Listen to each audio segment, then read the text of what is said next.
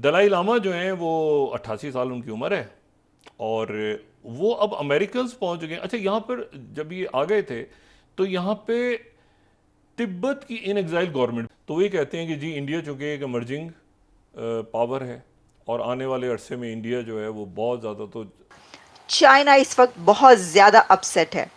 जहां एक तरफ भारतीय हुकूमत के लिए ये विन विन पोजीशन है, तो वहीं पर चाइना के लिए ये एक बहुत अपसेट कर देने वाला मोमेंट है। चाइना की तरफ से कि वहां पे बैठ के चीन को धमकियां लाना, ठीक है। तो साढ़े पंजाबी च रहंदे तेरा कख ना रवे। चाइनीज प्रेसिडेंट को ये कहा है कि तुम्हारा वक्त गुजर जाएगा, तुम्हें कोई बंदा क्रेडिट नहीं देगा, और जो हिज हॉलीनेस दलाई लामा है वो लंबा रहेगा।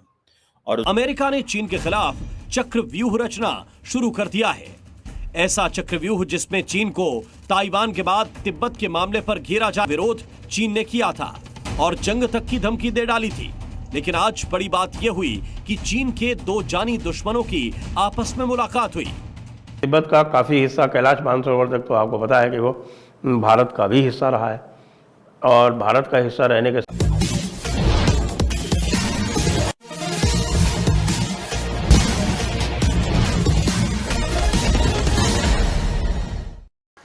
चाइना इस वक्त बहुत ज़्यादा अपसेट है। जहां एक तरफ भारतीय हुकूमत के लिए ये विन विन पोजीशन है, तो वहीं पर चाइना के लिए ये एक बहुत अपसेट कर देने वाला मोमेंट है। चाइना की तरफ से इसके ऊपर रिएक्शन भी आया है। चाइना ने जो दिल्ली में चाइना के एनवॉय हैं, उनकी तरफ से लेटर भी लिखा गया है और ये कहा गया है कि we urge US side to fully recognise the anti China separatist nature of the Dalai Lama group.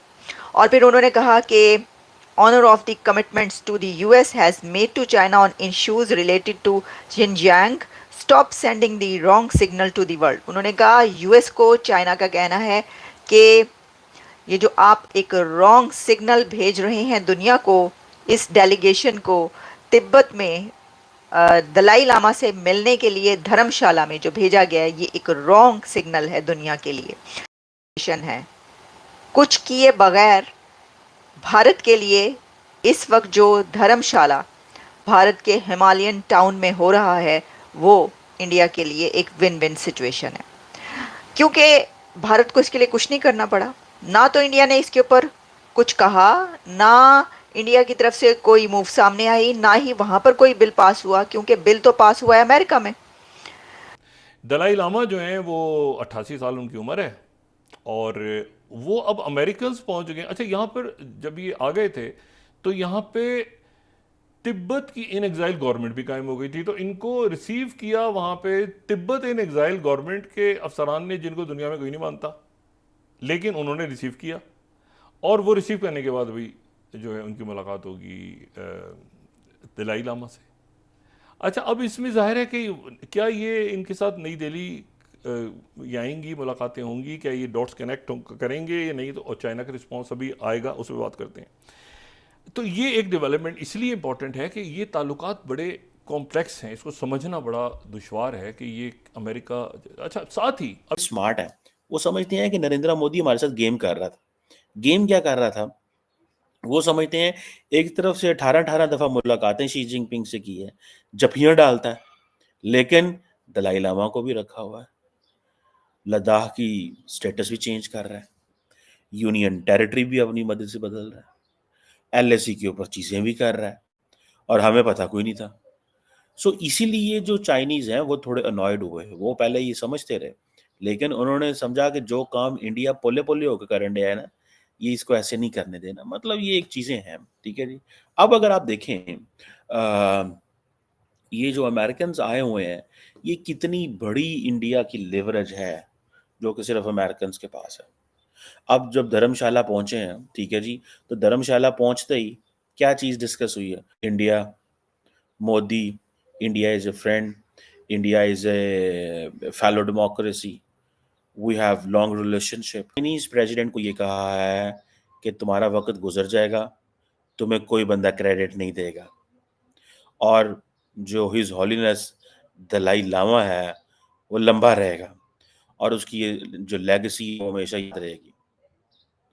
और शी जिनपिंग को उन्होंने कहा है कि तुम्हारा वक़्त गुज़र जाएगा, तुम्हें कोई याद नहीं करेगा, तुम्हें कोई देखेगा नहीं तुम्हारी तरफ। बेसिकली तो ये अब ये बड़ी इम्पोर्टेंट चीज़ है। आप देखें ना कि ये चाइनीज़ अमेरिकन जो हैं कहाँ से चलते हैं, ठीक है जी?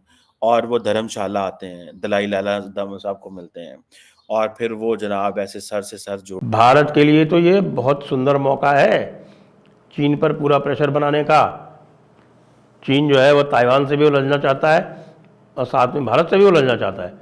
तो भारत से उलझेगा तो भारत कुछ भी नहीं करेगा, चुपचाप बैठा देखता रहेगा डर डर के। जैसे नेहरू जी कहते थे कि अरे भाई हमें चीन को छेड़ना नहीं है, अरे भाई हमें चीन को छेड़ना नहीं है। और चीन जो है इसी पॉलिसी के कारण जो है भारत को छेड़ने के लिए ऊपर चढ़ाया। हमें चीन को छेड़ना ही है और कैलाश मानसरोवर पर अपना क्लेम डालना ही है। धीरे धीरे अपने आसपास के क्षेत्रों को निगलने की कोशिश करता है। चीन के 16 पड़ोसी देश हैं, लेकिन 14 के साथ चीन का सीमा पर किसी न किसी रूप से टकराव चलते रहता है, जिसमें भारत और रूस भी शामिल है। लेकिन अब चीन को उसी की भाषा में जवाब देने का अब भारत और अमेरिका ने मन बना लिया है। पहले अमेरिका भारत के पीछे खड़ा था और लोग भारत में भी यह क्रिटिसाइज करते थे कि अमेरिका भारत को चीन से लड़वाना चाहता है। लेकिन अमेरिका के रुख को देखते हुए यह लगता है कि अब अमेरिका सीधे चीन से टकराव लेने जा रहा है। और जिस प्रकार से तिब्बत पर अमेरिका में एक बिल आया है कि तिब्बत के मसले को चीन सुलझाए और भारत को इसमें शामिल करे, और साथ ही ताइवान पर जिस तरह अमेरिका खुलकर सामने आ गया है, अपने विश्व विध्वंसक पनडुब्बियों को ताइवान के पास खड़ा कर दिया है, और भारत को जिस तरह साजो सामान डिफेंस रिलेटेड देने की टेक्नोलॉजी ट्रांसफ़र सहित कार्रवाई करने के लिए अमेरिका की एक बड़ी टीम भारत में मौजूद है। इससे यह लगता है कि अब भारत से ज़्यादा अमेरिका को यह परेशानी हो रही है कि किस तरह चीन के पैर कुतरे जाए, क्योंकि चीन भारत के साथ सीमा पर तो विवाद कर ही रहा है, लेकिन अमेरिका को भी हर जगह उसे दबाने की कोशिश कर रहा है। और जो अमेरिका आज विश्व का सुपर पावर बना हुआ है, उसके कुर्सी को अब खतरा मंडराने लगा है। तो अमेरिका ने भारत को पीछे करके खुद ही चीन के सामने खड़ा हो गया है। अभी चीन ने जो पहले से तिब्बत को बारे में बताया जाता है कि 1959 में 59 में दलाई लामा भागकर चीन के अत्याचारों के चलते भारत आ गए, और तब से भारत के धर्मशाला में उन्होंने अपनी सरकार एग्जाइल में कायम कर ली है, यानी तिब्बत के बाहर तिब्बत की सरकार। दरअसल उस समय का हमारा नेतृत्व था, वह चीन के जो मनमानी रवैया था उसको रोक नहीं पाया, क्योंकि जो अंतर्राष्ट्रीय मानचित्र जारी किए गए हैं उसमें भारत और चीन के बीच तिब्बत एक बफर स्टेट था। लेकिन पहले तिब्बत ने उस पर कब्जा करके अपना सत्ता स्थापित करने की कोशिश की। कहता तो वह यह है कि वह भले चीन का अंग हो, लेकिन उसे स्वतंत्रता चीन ने दे रखी है, यानी ऑटोनोमस बॉडी बना कर रखा है। लेकिन यह सब चीन का फरेब है, क्योंकि वर्तमान दलाई लामा के बाद चीन अपना दलाई लामा बनाना चाहता है, जबकि जो वर्तमान दलाई लामा भारत में रहते हैं उनका यह कहना है कि दलाई लामा कोई बनाया नहीं जाता, एक दलाई लामा के बाद दूसरे दलाई लामा अवतार लेते हैं, और जो भी दलाई लामा नया होगा, जो तिब्बत का न केवल धार्मिक बल्कि प्रशासकीय उत्तराधिकारी होगा, वह भारत से होगा। इससे भारत के मनोबल को तो बढ़ावा मिला ही है, क्योंकि पहली बार खुलकर दलाई लामा ने भारत के पक्ष का समर्थन किया है। नहीं तो इसके पहले दलाई लामा तिब्बत को एक स्वतंत्र देश के रूप में मानते थे। अब सवाल यह उठता है कि भारत ने इसी स्थिति का फायदा उठाते हुए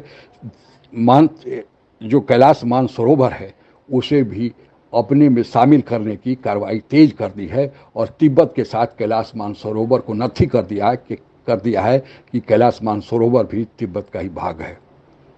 भारत के इस बड़े कदम से चीन को मिर्ची तो लगी ही है, लेकिन अमेरिका का रुख में जो बदलाव हुआ है वह भारत के लिए एक बड़ा स्वागत जो कदम है, क्योंकि अमेरिका ने एक अपने संसद में बिल भी पास कर दिया है कि चीन तिब्बत के स्थिति को, स्टेटस को बहाल करे और भारत, तिब्बत और चीन तीनों मिल बैठकर फैसला करें कि आगे तिब्बत की बारे में क्या होने जा रहा है। आज के लिए बस इतना ही। जय हिंद। आप अगर हमसे जुड़ा रहना चाहते हैं तो कृपया मेरे चैनल को सब्सक्राइब करें तथा बेल आइकन भी दबा दें ताकि नई वीडियो की जानकारी तुरंत आप तक पहुंच जाए। धन्यवाद। जय हिंद।